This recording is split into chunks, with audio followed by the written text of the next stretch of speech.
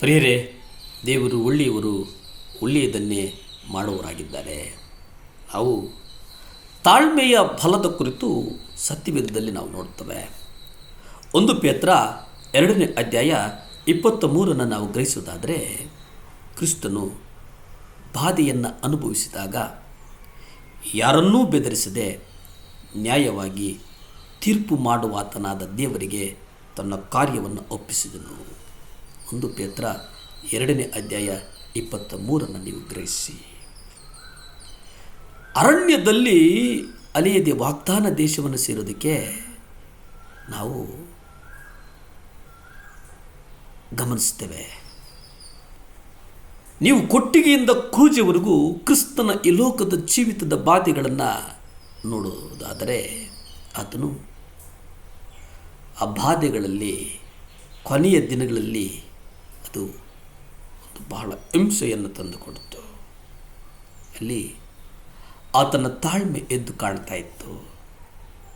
ಪೇತ್ರನು ತನ್ನ ಕಣ್ಣೆದುರಿನಲ್ಲೇ ತನ್ನ ಯಜಮಾನನು ಅನುಭವಿಸಿದ ಎಲ್ಲ ನೋವು ಹಾಗೂ ಆ ಬಾಧೆಗಳಿಗೆ ಸಾಕ್ಷಿಯಾಗ್ತಾನೆ. ಕೊನೆಗೆ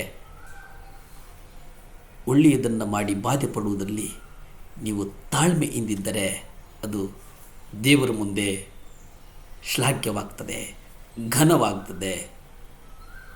ಇದಕ್ಕಾಗಿ ನೀವು ಕರೆಯಲ್ಪಟ್ಟಿರಿ.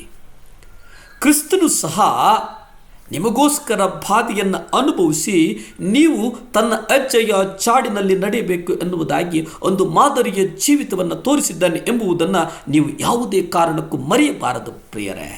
ಅದನ್ನು 1 ಪೇತ್ರ 2:20 ಮತ್ತು 21 ನೀವು ಅಧ್ಯಯನ ಮಾಡಿ.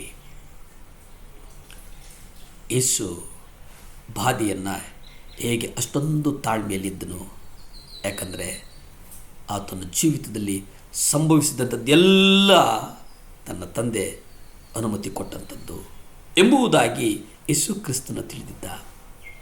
ಅವೆಲ್ಲವುಗಳ ಹಿಂದೆ ತನ್ನ ಉನ್ನತವಾದಂಥ ಒಂದು ಉದ್ದೇಶ ಇತ್ತು ಮತ್ತು ಆ ಬಾಧೆಗಳನ್ನು ಆತನು ಕಲಿಯಲು, ಅದನ್ನು ಸಿದ್ಧಿಗೆ ತರೋದಕ್ಕೆ ಅದು ಯೇಸು ಕ್ರಿಸ್ತನು ಅರಿತಿದ್ದನು. ಇಬ್ರಿಯ 4:15-16 ನೀವು ನೋಡಿ. ಬಾಧೆಪಟ್ಟವರ ಕುರಿತು, ಅನುತಾಪ ಪಟ್ಟವರ ಕುರಿತು, ಸಹಾಯ ಕೇಳಿದವರ ಕುರಿತು ನಾವು ಅಲ್ಲಿ ನೋಡ್ತೇವೆ. ಆದರೆ ಬಾಧೆಗಳಲ್ಲಿ ತಾಳ್ಮೆ ಇಂದಿರುವುದಕ್ಕೆ ಇಂಥ ಭರವಸೆಯೇ ನಮಗೆ ಸಹಾಯ ಆಗ್ತದೆ. ತಾಳಿಕೊಂಡಿರುವವರನ್ನು ಧನ್ಯರೆಂದು ಹೇಳ್ತೀವಲ್ಲವೇ. ನೀವು ಯೋಬನಲ್ಲಿದ್ದ ತಾಳ್ಮೆಯ ವಿಷಯವಾಗಿ ಕೇಳಿ ಕರ್ತನು ಅವನಿಗೆ ಅಂತ್ಯದಲ್ಲಿ ಮಾಡಿದಂಥದ್ದನ್ನು ನೋಡಿ ಕರ್ತನು ಕರುಣಾಸಾಗರನು, ದಯಾಳುವು ಆಗಿದ್ದನೆಂದು ನೀವು ತಿಳಿದಿದ್ದೀರಿ. ನಿಮ್ಮ ನಂಬಿಕೆಗೆ ಆಗುವ ಪರಿಶೋಧನೆ ತಾಳ್ಮೆಯನ್ನು ಮಾಡುತ್ತದೆ. ನೀವು ತಿಳಿದು ನೀವು ನಾನಾ ವಿಧದ ಕಷ್ಟಗಳಲ್ಲಿ ಬಿದ್ದಿರುವಾಗ ಅದನ್ನು ಕೇವಲ ಆನಂದಕರವಾದದ್ದೆಂದು ಎಣಿಸಿ.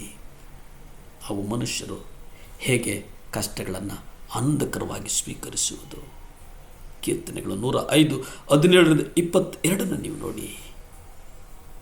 ಅಲ್ಲಿ ಯೋಸೇಫನು ಪ್ರಕಟಿಸಿದ್ದಕ್ಕೆ ವಿರೋಧವಾಗಿ ಕಾರ್ಯಗಳು ನಡೀತವೆ. ಅವನು ಗುಣಗುಟ್ಟದೆ ತಾಳ್ಮೆಯಿಂದಿರ್ತಾನೆ. ಕತ್ತಲೆಯ ವರ್ಷಗಳಲ್ಲಿ ಕರ್ತನ ವಾಕ್ಯಗಳಿಂದಲೇ ಅವನು ಪರಿಶೋಧಿಸಲ್ಪಡ್ತಾನೆ. ಕೊನೆಗೆ ಅವನ ಮೇಲೆ ಸೂರ್ಯನು ಉದಯಿಸ್ತಾನೆ. ಸೆರೆಮನೆಯಿಂದ ಅರಮನೆಗೆ ಮಹಾ ಪ್ರಭಾವದಿಂದ ನಡೆದು ಹೋಗ್ತಾನೆ. ಪ್ರಕಟಣೆಗಳು 13:10-14-12 ನೀವು ನೋಡಿ. ತಾಳಿದವನು ಬಾಳಿಯಾನ. ನೀವು ತಾಳ್ಮೆಯಿಂದ ನಿರ್ಧರಿಸುವಾಗ ನಿಮ್ಮ ತಾಳ್ಮೆಯು ನಿಮ್ಮನ್ನು ಉನ್ನತಕ್ಕೆ ನಡೆಸುತ್ತದೆ. ಪ್ರಾರ್ಥನೆ ಮಾಡಿಕೊಳ್ಳೋಣವೇ. ಭೂಮಿ ಆಕಾಶಗಳನ್ನು ಉಂಟು ಮಾಡಿದಂಥ ಸರ್ವಶಕ್ತನ ಸ್ತೋತ್ರನಪ್ಪ ದೇವ. ಈ ಲೋಕದಲ್ಲಿ ತಾಳ್ಮೆಯಿಂದ ಹೋಗುವ ಕೃಪೆಯನ್ನು ಅನುಗ್ರಹಿಸಪ್ಪ. ನಿಮ್ಮ ರಕ್ತದಿಂದ ಕೃಪೆ ಕೊಡು, ತಾಳ್ಮೆಯ ಕೃಪೆ ಕೊಡು, ಸಮಾಧಾನದ ಕೃಪೆ ಕೊಡು, ಸಂಕಷ್ಟಗಳಲ್ಲಿ ಎದುರಿಸುವಂಥ ಕೃಪೆ ಕೊಡು ದೇವರ. ಸಹಾಯ ಮಾಡು. ನಮ್ಮನ್ನು ಆಶೀರ್ವದಿಸಯ್ಯ, ನಮ್ಮನ್ನು ಬಲಪಡಿಸಯ್ಯ. ಯಾರ್ಯಾರು ಈ ವಾಕ್ಯದ ಭಾಗವನ್ನು ಗಮನಿಸ್ತಿದ್ದರು ಅವರನ್ನು ಗೌರವಿಸಪ್ಪ. ಸ್ತುತಿ, ಘನ, ಮಾನ, ಮಹಿಮೆ ನಿಮ್ಮೊಬ್ಬರಿಗೆ ಸಲ್ಲಿ ತಂದೆ. Amen, amen.